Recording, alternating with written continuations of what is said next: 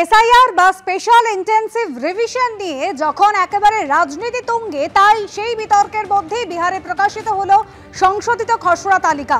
সংশোধিত খসড়া তালিকা থেকে বাদ গেল প্রায় 65 লক্ষ ভোটারের নাম। আপত্তি বা নতুন করে আবেদন করা যাবে 1 সেপ্টেম্বর পর্যন্ত। এবং এসআইআর ইস্যুতে আজও আপনাদের দেখিয়ে যে সংসদের ভিতরে বাইরে বিক্ষোভ দেখিয়েছেন বিরোধীরা।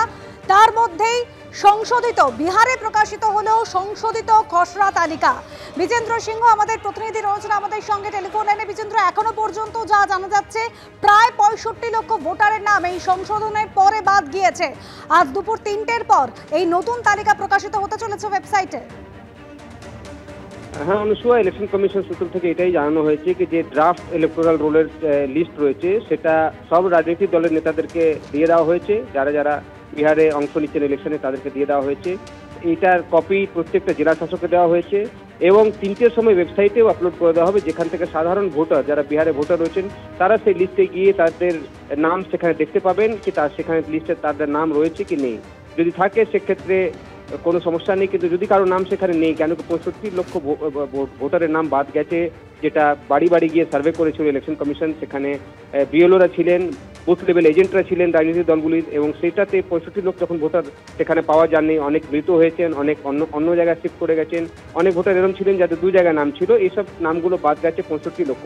এবার এদের মধ্যে যদি কেউ মনে করেন যে তাদের সেই ইলেকটোরাল রোলের নাম নেই, তারা আবেদন ফ্রেশ করতে পারেন। সেটার জন্য 1 মাস সময় রয়েছে। 1 আগস্ট থেকে 1 সেপ্টেম্বর অবধি তারা অ্যাপ্লাই করতে পারবেন কি তাদের নাম নেই, তারা নথিগুলোকে নিয়ে তারা জমা দিতে পারেন ইলেকশন কমিশনের কাছে।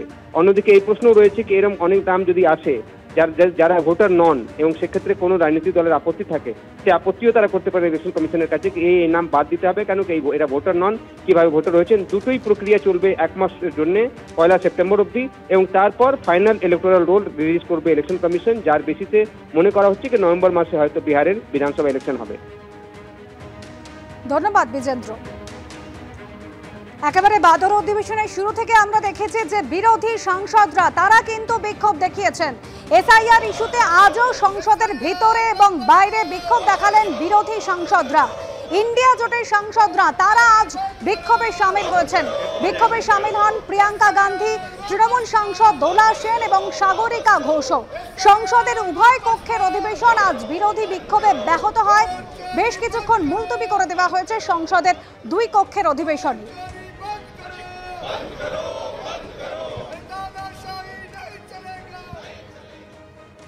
এটা তো বোঝাই যাচ্ছে ওরা স্পেসিফিক্যালি বেছে ওরা বাদ দেওয়ার চেষ্টা করছে।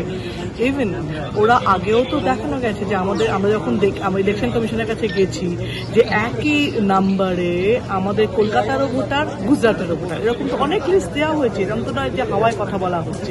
তো সেখানে স্পেসিফিক্যালি ওরা এটা পারপাসলি করছে যাতে ওরা আমাদের দেখে দেখে তৃণমূলের ভোট যাতে নষ্ট করা যায়, তৃণমূলের ভোট যাতে কাটা যায়। কিন্তু পশ্চিমবঙ্গে তা হবে না। পশ্চিমবঙ্গে আলটিমেটলি তৃণমূল আবার আসবে।